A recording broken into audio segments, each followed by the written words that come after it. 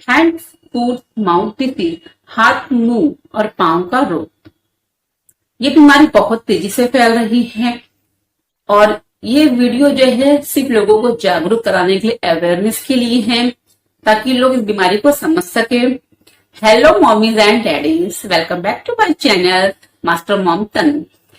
ये वीडियो सिर्फ इसलिए बनाई जा रही है अवेयरनेस के लिए, क्योंकि एक्चुअली क्या हो रहा है ना, ये हैंड फुट माउथ डिसीज जो है, लोग इसको चिकन पॉक्स समझ रहे हैं या मंकी पॉक्स समझ रहे हैं। ना ही ये चिकन पॉक्स है, ना ही ये मंकी पॉक्स है। इन दोनों के सिम्टम और साइन अलग अलग है, जो कि मैं आगे आपको एक्सप्लेन करूंगी। हम पहले बात करते हैं कि जो ये हैंड फुट माउथ डिसीज है, आखिर ये क्या रोग है और ये कैसे होते हैं बच्चों के अंदर। ये एक प्रकार का नॉर्मल वायरल है और होता यह है कि जब बच्चे को होता है तो पेरेंट्स भी समझ नहीं पाते हैं, क्योंकि जब ये शुरुआत में होता है तो किसी किसी बच्चों को फीवर आता है, किसी बच्चों को छींक आती है, खांसी आते हैं, या सांस लेने में भी किसी किसी को यहाँ पे जो माउथ में छाले हो जाते हैं तो उन्हें घोटने में और खाने पीने में भी तकलीफ होती है। पहला साइन इनका ये होता है। लेकिन पेरेंट्स क्या सोचते हैं कि ये तो नॉर्मल है, वायरल की वजह से हो रहा है। लेकिन 2 दिन के बाद जो है वो हाथों में और पाँव में बच्चे के छोटे छोटे दाने निकलने लगते हैं और मुंह में काफी ज्यादा छाला हो जाता है, जिसकी वजह से बच्चे अच्छे से खा पी भी नहीं पाते हैं और पेरेंट जो है काफी परेशान हो जाते हैं। और फिर कुछ लोग सोचते हैं कि चिकन पॉक्स है, माताजी निकल गई है, तो इस चक्कर में कुछ लोग ट्रीटमेंट नहीं करवाते हैं और घरेलू उपचार करने में लगे रहते हैं। हालांकि ये बहुत गंभीर बीमारी नहीं है, ये 10 से 12 दिन में नॉर्मली तरीके से भी अपने आप ठीक हो जाती है। लेकिन इंडिया के ऐसी काफी बढ़ जाता है और छोटे बच्चे, 10 साल से कम एज के बच्चों को ये बीमारी होती है। तो 10 साल से छोटे बच्चे, खासकर 1 से 4 साल के जो बच्चे होते हैं वो बहुत ही छोटे बच्चे होते हैं। जब उनको ये दाने होते हैं तो बच्चों के अंदर जब ये दाने होते हैं ना, तो इसमें इचिंग होने लगती है। जब बच्चों को इचिंग होगी तो बच्चे कहीं ना कहीं इचिंग करेंगे, तो ये बीमारी और ज्यादा बच्चों को फैलती है। और सबसे बड़ी बात, ये बीमारी कैसे फैलती है।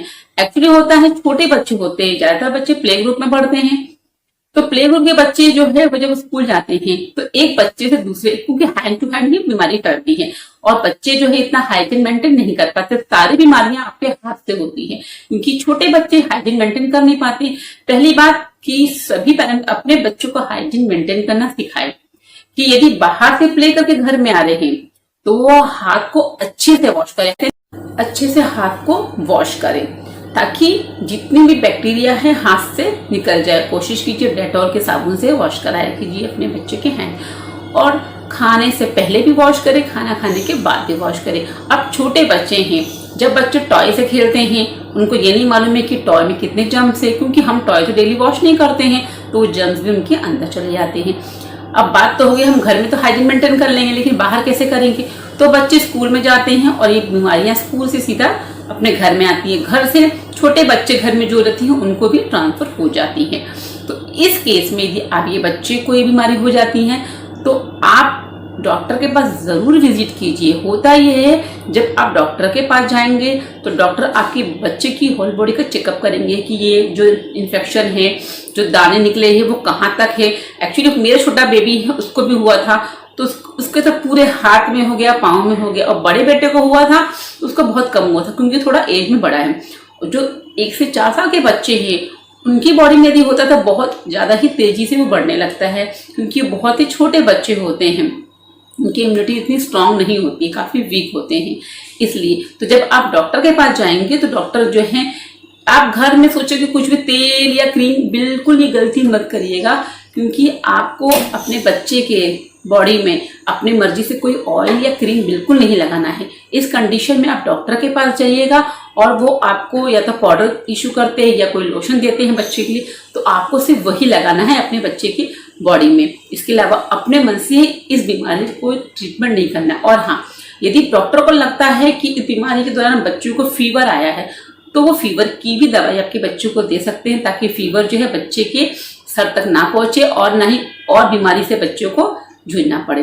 तो कोशिश कीजिए कि घर में ये ना सोचे कि ये माताजी निकली है या मंकी पॉक्स, ना ही ये मंकी पॉक्स है और ना ही ये चिकन पॉक्स। एक पेरेंट होने के नाते हमारी ड्यूटी बनती है कि जिस सोसाइटी में हम रहते हैं वहाँ भी हम हाइजीन मेंटेन करें, और आपके बच्चे को यदि बीमारी हुई है तो इसके बारे में आपको स्कूल में भी इन्फॉर्म करना चाहिए, और सोसाइटी में आपके साथ जिनके साथ उठना बैठना है, जो आपके घर में आते हैं, उनको भी आपको इन्फॉर्म करना चाहिए ताकि बीमारी किसी दूसरे तक ना फैले। और डॉक्टरी ट्रीटमेंट बहुत ज़रूरी है, तो डॉक्टरी ट्रीटमेंट आपको लेना चाहिए। और एक और बात कि इस बीमारी को आप चिकन पॉक्स का नाम बिल्कुल ना दें, क्योंकि चिकन पॉक्स के सिम्टम्स अलग होते हैं। वो आपके हाथ और पाँव से बिल्कुल स्टार्ट नहीं होता। जब चिकन पॉक्स होता है तो आपके होल बॉडी में होता है, आपके पीठ में, आपके पाँव में, उसके बाद आपकी फेस और पूरी बॉडी तक फैल जाता है। लेकिन यदि चिकन पॉक्स भी किसी को होता है तो उसके लिए भी आप डॉक्टरी ट्रीटमेंट कीजिए। ये सोचिए कि माता जी निकली है और पूजा पाठ करने लग जाए, तो ऐसी गलती बिल्कुल ना करिएगा। और मंकी पॉक्स जो होते हैं, तो मंकी पॉक्स भी, उसके वो जो पॉक्स होते हैं काफ़ी बड़े बड़े होते हैं, जैसे कि हाथों में छाले निकल जाते हैं ना, वैसे होते हैं। तो ये उसको आप मंकी पॉक्स बिल्कुल मत समझिएगा। चाहे वो चिकन पॉक्स हो, चाहे मंकी पॉक्स हो, आपकी बॉडी में या आपके बच्चे को, हालांकि बड़ों को तो होने का भी बहुत कम ही चांस है, क्योंकि बड़ों की इम्यूनिटी थोड़ी स्ट्रांग होती है। एक्चुअली इन बच्चों में मुझे जो लगता है, जो अभी तक मैंने सर्च किया है, कि ज़्यादातर बच्चों में बीमारी क्यों पाई जा रही है, क्योंकि जो कोरोना काल में बच्चे 2 साल अंदर घर में रहे तो उनकी इम्यूनिटी बहुत वीक हो गई, और कोरोना खत्म होते ही जैसे ही बच्चे स्कूल जाने लगे तो उनकी इम्यूनिटी इतनी वीक थी कि वो बहुत जल्दी, उनकी जो बॉडी है ना वो कवर नहीं कर पाई और वो बीमारियों को बहुत जल्दी कैचअप कर ली। इस वजह से मेरी जो सोच है कि बच्चों को बीमारियां बहुत स्पीड में इसीलिए हो जा रही हैं। अभी सबसे ज़्यादा बीमारियां तो ये मुंबई और दिल्ली में हैं, हालांकि ये वाराणसी में भी आ गई है, क्योंकि मेरे खुद के बच्चों को दोनों को हुआ है। इसीलिए मैंने सोचा कि ये वीडियो बनाऊं ताकि लोगों के अंदर एक अवेयरनेस आए और लोग इस बीमारी को समझ सके। क्योंकि जब मेरे बच्चों को हुई थी तो मुझे भी लगा कि कहीं चिकन पॉक्स तो नहीं है। फिर मैंने काफ़ी रिसर्च किया तो मुझे पता चला कि नहीं, चिकन पॉक्स की सिम्टम्स बिल्कुल ये नहीं है, चिकन पॉक्स बिल्कुल अलग है। फिर किसी ने कहा कि मंकी पॉक्स है, तो मैंने इसके बारे में भी रिसर्च किया, लेकिन पता चला कि ये भी मंकी पॉक्स नहीं है।